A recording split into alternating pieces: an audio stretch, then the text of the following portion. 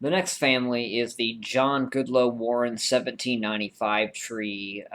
This one is a unique family for a couple reasons. I did merge them with another family that I was researching, so that was nice. Kind of simplified things a little bit.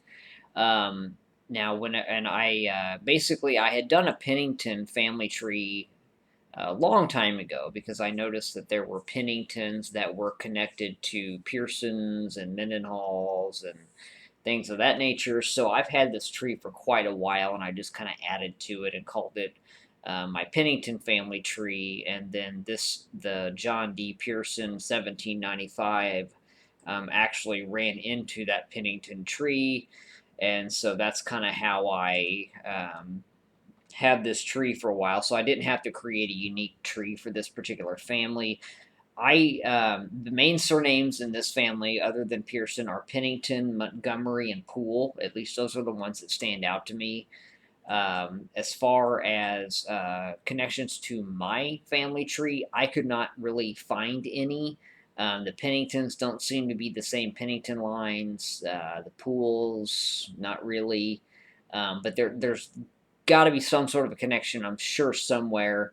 I mean, so anyway, as far as the John D. Pierson 1795 tree, this is from an ancestry user. If you're doing any research, you're going to be hard pressed not to run into her tree a time or two. I've spoken with her off and on. The Fakua name is again involved in this. I know I mentioned that in one of my other videos. The Fakua seem to be linked to the crosses, or at least they do marry into the crosses, I believe.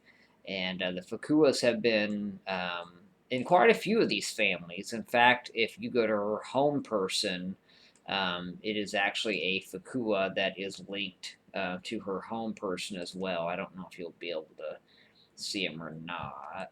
Yeah, so there's a Fakua. So I mean, there's that's an interesting name and it's unique. So I mean, I maybe should turn my attention to that in the future as well. So with that said, getting back to the tree, um, there's one thing that really is the bombshell as far as this family is concerned, and that's a PDF that was pretty easy to find concerning John Goodloe Warren 1795, who is where I started with. Now, the reason why I say this, and I probably shared this, so it just mentions who he marries. Um, so in 1818, he moved to the Red River area of Texas, when in 1820 became Miller County, Arkansas, which is the exact county that my Piersons are from. So then, moving forward, as if that's not enough, um, basically going further down, 1826, Pierson married Elizabeth Montgomery, daughter of William Montgomery of Miller County. They had 3 children. So then he moved to whatever that county is in Texas where my Beeman site is from in 1830. So, location wise, this family is spot on. You can't actually get any better than that. So, I mean, I had pretty high hopes when doing this family. And I mean, again, if you're a location seeker, this is probably the family you're going to want to start with. I can't see anything as of yet, but just the locations alone, again, that's going to be the main thing. So the Poole family on this tree do have links to the Nagadachis.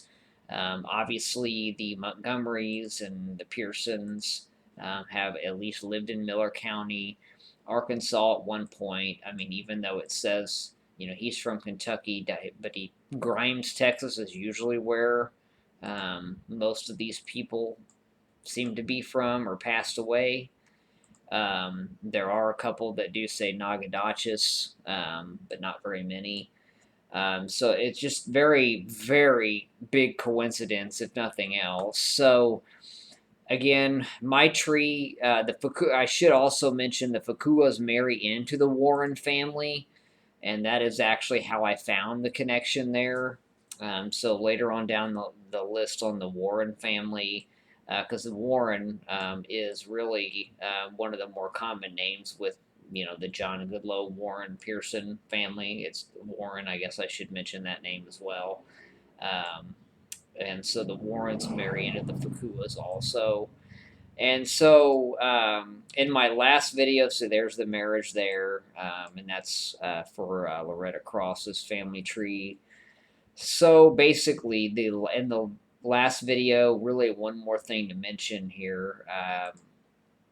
I I was doing research on a Dixon family just because of James Topol and the Y-DNA matches, and I ran into a Pennington tree as well that did have this line, or I believe it was this line. The Jones names comes up more often than I would like to see. Probably the most common name I see. Um, in the last video, I went over JG, which is a Griffith sort of match, and his connection with Denise and some others whenever I would do a search for the surname Pool. I've since looked at his tree, and he doesn't have any pools on there, so I don't really know how significant that is. I did check include similar surnames, and I don't know what surname that they thought was similar to Pool, but I couldn't find one. So basically, I am not going to go over that. But I mean, again, there you see kind of the layout of the tree. Other than the Griffith name, nothing earth shattering there. There's Blevins and some other ones that have kind of come into the picture. But again, so this family, it's all about the locations. I will include all the links, and I wish that there was a way to attach the PDF of the video, but I don't think I can do that. But again, it's hard to imagine this family not being in the mix somehow, but as of right now, I don't see it.